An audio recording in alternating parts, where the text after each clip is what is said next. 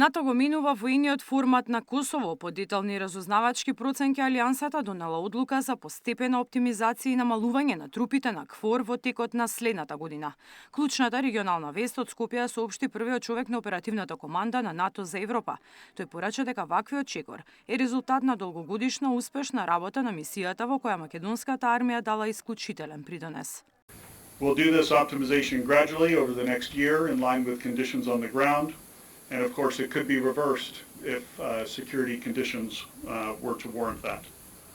What is ultimately required in Kosovo, of course, is a political solution, and we encourage leaders to continue working to that end.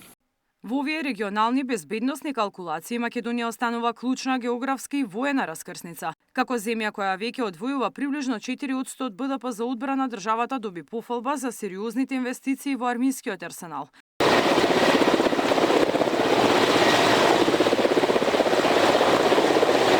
Македонските војници добија јасна наредба од НАТО генералот постојано да ги следат модерните начини на војување. This collective security comes at a cost, but you're paying here in North Macedonia and making investments, if you will, in your future and the future of our alliance. North Macedonia has devoted approximately 4% of its gross domestic product to defense or defense-related spending already in 2025. And again, your commitment to military mobility in Corridor 8 and Corridor 10, some of that which you mentioned in your remarks, is absolutely essential for the alliance, and I appreciate you and your national leadership for your support in that area. Со генерал Гринковиќ разговаравме за актуелната безбедносна состојба во зоната на операции на Алијансата, како и за процесот на опремување и модернизација на армијата.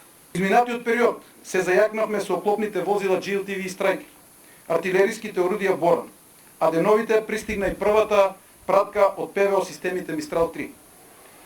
Во наредниот период очекуваме да пристигнат останатите Страйкер возила, како и друга нова и модерна опрема, вклучително и првите хеликоптери.